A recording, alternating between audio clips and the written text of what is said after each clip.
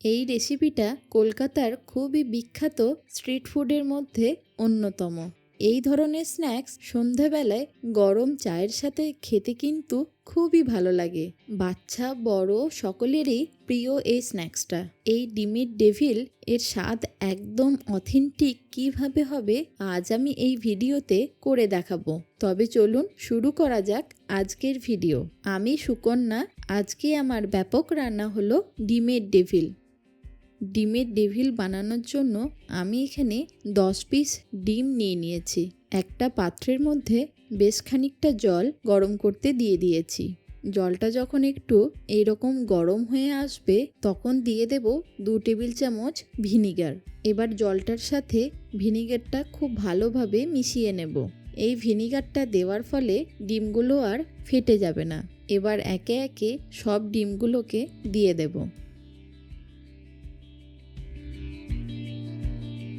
এখন একটা ঢাকা দিয়ে 8 থেকে 10 মিনিট ডিমগুলোকে বয়েল করে নেব।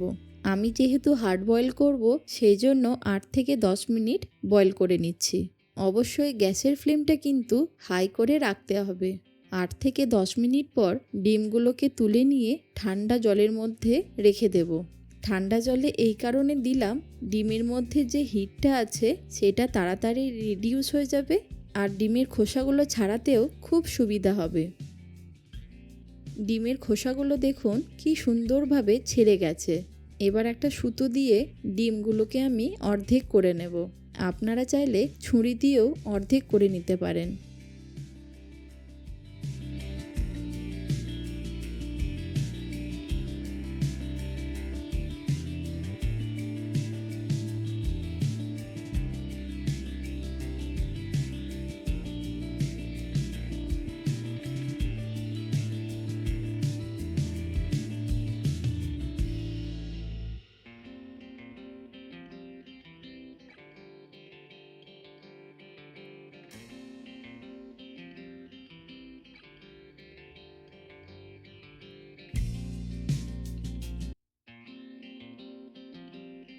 এবার একটু সুন্দর কালারের জন্য দিয়ে দিচ্ছি হাফ চা চামচ কাশ্মীরি লঙ্কার গুঁড়ো। তার সাথে দিয়ে দিচ্ছি হাফ চা চামচ নুন। এবার ডিমটার সাথে খুব ভালোভাবে মাখিয়ে নেব। এবার কিছু মশলা ফাইন চপ করে নেব। সবার প্রথমে আমি দুটো মিডিয়াম সাইজের পেঁয়াজকে এইরকমভাবে ডুমো ডুমো করে কেটে নিয়েছি। এবার একটা চপারের মাধ্যমে পেঁয়াজগুলোকে খুব ভালোভাবে আমি চপড করে নিচ্ছি।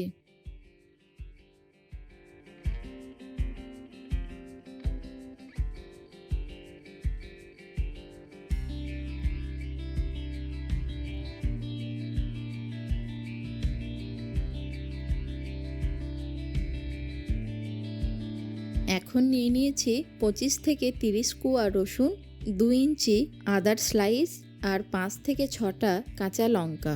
আবার সেমভাবে এই সবগুলোকে ফাইন চপ করে নেব। আমি এখানে সব কিছু কুচনো জিনিস ইউজ করছি, তাতে ডিমের ডেভিলের মশলার ফ্লেভারটা খুব সুন্দর হবে। আপনারাও যদি একেবারে অথেন্টিক ফ্লেভার পেতে চান তাহলে আমি সাজেস্ট করব এরকমভাবে সব কিছু কুচিয়ে ব্যবহার করা। তার সাথে চেষ্টা করবেন রসুনের পরিমাণটা একটু বেশি ব্যবহার করা। আমি আগে থেকেই 3টে বড় সাইজের আলুকে সেদ্ধ করে রেখে দিয়েছিলাম। এবার আমি একটা স্পেশাল মশলা বানিয়ে নেব। একটা ফ্রাইং প্যানের মধ্যে নিয়ে নিয়েছি 2 চা চামচ ধনে। তাতে দিয়ে দিচ্ছি 2টো শুকনো লঙ্কা আর দিয়ে দিচ্ছি 4টে ছোট এলাচ আর দিচ্ছি হাফ চা চামচ গোটা গোলমরিচ। এবার দিয়ে দিচ্ছি 1 চা চামচ জিরে। সবার শেষে দিয়ে দিচ্ছি একটা তেজপাতা। এবার গ্যাসের ফ্লেমটাকে লো রেখে সবগুলোকে খুব ভালোভাবে ড্রাই রোস্ট করে নেব। মশলাগুলো খুব ভালো মতন রোস্ট হয়ে গেছে। এবার একটা প্লেটের মধ্যে তুলে নিয়ে সেম ফ্রাইং প্যানের মধ্যেই দিয়ে দিচ্ছি 3 টেবিল চামচ সর্ষের তেল। তেলটা একটু ভালো মতন গরম হয়ে গেলে তাতে দিয়ে দিচ্ছি আগে থেকে কেটে রাখা পেঁয়াজ কুচিগুলোকে। এবার পেঁয়াজটাকে একটু ভালো করে ভেজে নেব।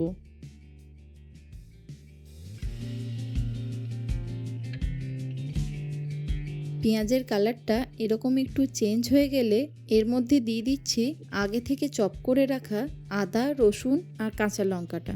এইগুলো দেওয়ার পর আবারও খুব ভালোভাবে নাড়াচাড়া করে নেব। গ্যাসের ফ্লেমটা কিন্তু লো টু মিডিয়ামে রাখতে হবে।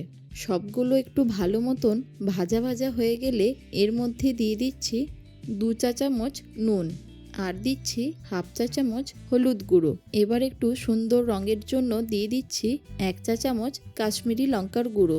তার সাথে দিয়ে দিচ্ছি 1 চা চামচ ধনে গুঁড়ো আর দিচ্ছি 1.5 চা চামচ চিনি। সবার শেষে দিয়ে দিচ্ছি হাফ চা চামচ জিরে গুঁড়ো। সব কিছু দেওয়ার পর মশলাটাকে খুব ভালোভাবে ভেজে নেব। গ্যাসের ফ্লেমটা কিন্তু একদম লো করে রাখতে হবে। দেখুন ধীরে ধীরে কি সুন্দরভাবে তেল ছাড়তে শুরু করেছে। এবার দিয়ে দিচ্ছি হাফ চা চামচ আমচুর পাউডার, তার সাথে দিচ্ছি হাফ চা চামচ গরম মশলার গুঁড়ো। আবারও খুব ভালোভাবে মশলাটাকে কষিয়ে নেব। আপনাদের যদি মনে হয় মশলাটা তলায় লেগে যাচ্ছে তাহলে অল্প একটু জল ব্যবহার করতে পারেন। এবার দিয়ে দিচ্ছি আগে থেকে ড্রাই রোস্ট করে রাখা ভাজা মশলাটা। আমি এখানে 3 চা চামচ ভাজা মশলা ব্যবহার করলাম। মশলাটা দেওয়ার পর আবারও খুব ভালোভাবে মশলাটার সাথে কষিয়ে নেব।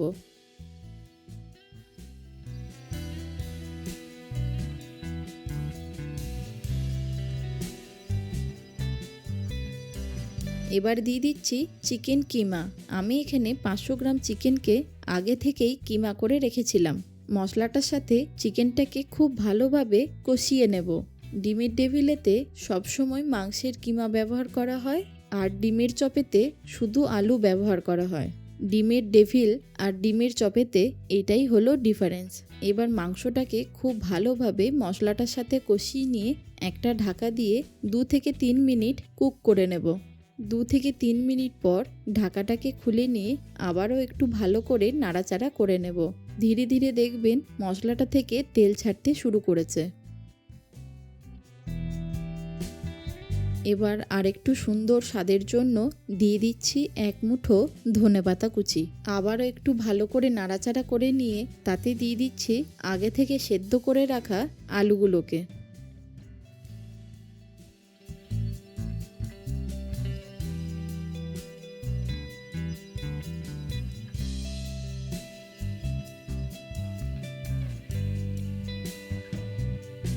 আলুগুলো দেওয়ার পর আবারও খুব ভালোভাবে চিকেনের মশলাটার সাথে মিশিয়ে নেব।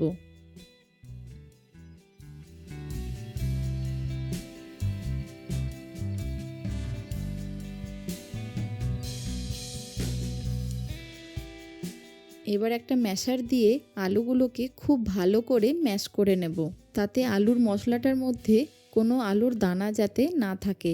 সুন্দরভাবে মশলাটা তৈরি হয়ে গেছে। এবার একটা প্লেটের মধ্যে ঢেলে নিয়ে মশলাটাকে খুব ভালো করে ঠান্ডা করে নেব। মশলাটা বেশ ভালো মতন ঠান্ডা হয়ে গেছে। একটা প্লেটের মধ্যে বেশ কিছুটা ব্রেড ক্রাম্বস নিয়ে নিয়েছি। এবার 2টো ডিমকে ফাটিয়ে নিচ্ছি।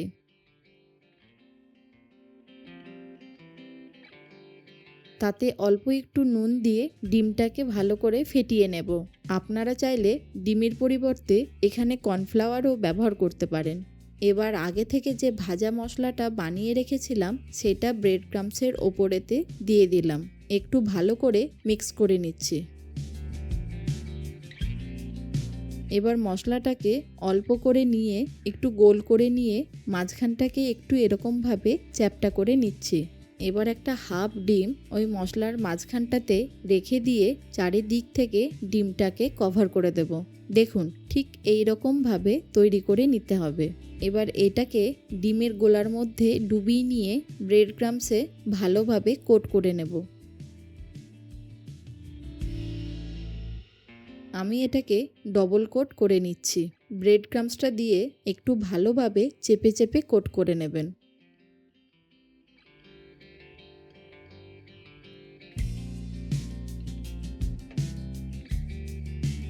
সেমভাবে আমি আবারও একটা করে দেখাচ্ছি।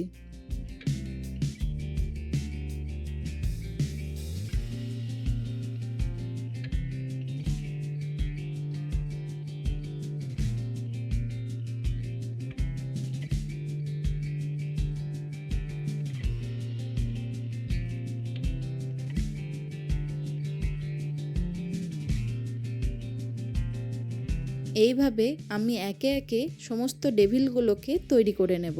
এবার ডেভিলগুলোকে ভাজার জন্য এরকম একটা ডিপ কড়াই নিয়ে নিয়েছি। তাতে দিয়ে দিচ্ছি বড় কাপের 1 কাপ সাদা তেল। তেলটা ভালো মতন গরম হয়ে গেলে ডিমের ডেভিলগুলোকে আমি দিয়ে দেব। গ্যাসের ফ্লেমটা এই সময় একটু হাই করে রাখতে হবে। এইভাবে দুটো দিক উল্টে পাল্টে ডিমের ডেভিলগুলোকে ভালো করে ভেজে নিচ্ছি।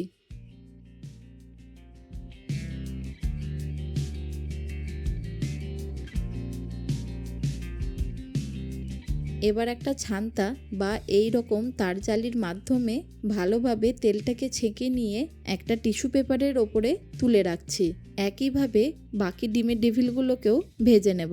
আপনারা এই রকম পদ্ধতিতে অথেন্টিক ডিমের ডেভিল খুব সহজেই বানিয়ে নিতে পারবেন। এই রকম বৃষ্টির মরশুমে সন্ধ্যাবেলা চায়ের সাথে এই ধরনের স্ন্যাক্স খেতে সবারই খুবই ভালো লাগে।